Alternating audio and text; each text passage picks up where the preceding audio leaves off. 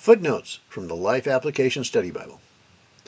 Jesus was referring to his death, now only a few hours away, and his resurrection 3 days later. What a contrast between the disciples and the world. The world rejoiced as the disciples wept, but the disciples would see Jesus again in 3 days and rejoice. The world's values are often the opposite of God's values. This can cause us to feel like misfits. But even if life seems difficult now, one day we will rejoice. Keep your eye on the future and on God's promises. Jesus is talking about a new way to relate to God. Previously, only priests could stand in the presence of God in the most holy place. After Jesus' resurrection, any believer could experience the presence of God anywhere.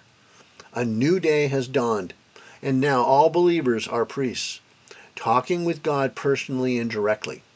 We approach God not because of our own merit, but because Jesus, our great high priest, has made us acceptable to God. The disciples believed Jesus' words because they were convinced that he knew everything. But their belief was only a first step toward the great faith they would receive when the Holy Spirit came to live in them. As Christians, we should expect continuing tension with an unbelieving world that is out of sync with Jesus' values and often bitterly hostile to him, his good news, and his people. Some will face only astonishment or ridicule for what they believe. Others will face imprisonment and even martyrdom. But whatever we face, we can depend upon our relationship with Jesus to produce peace and comfort because we are in sync with him. The disciples scattered after Jesus was arrested. Jesus accepted their statement of faith, even though he knew their weakness. He knew they would have to grow into people whose words and lives matched, even to the point of death. He takes us through the same process.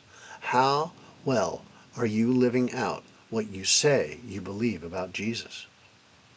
Jesus summed up all he had told them this night, tying together themes from chapter 14, verses 27 through 29, chapter 16, verses 1 through 4, and chapter 16, verses 9 through 11.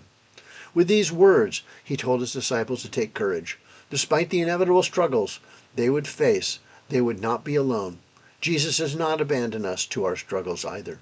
If we remember that the ultimate victory has already been won, we can claim the peace of Christ in the most troublesome times.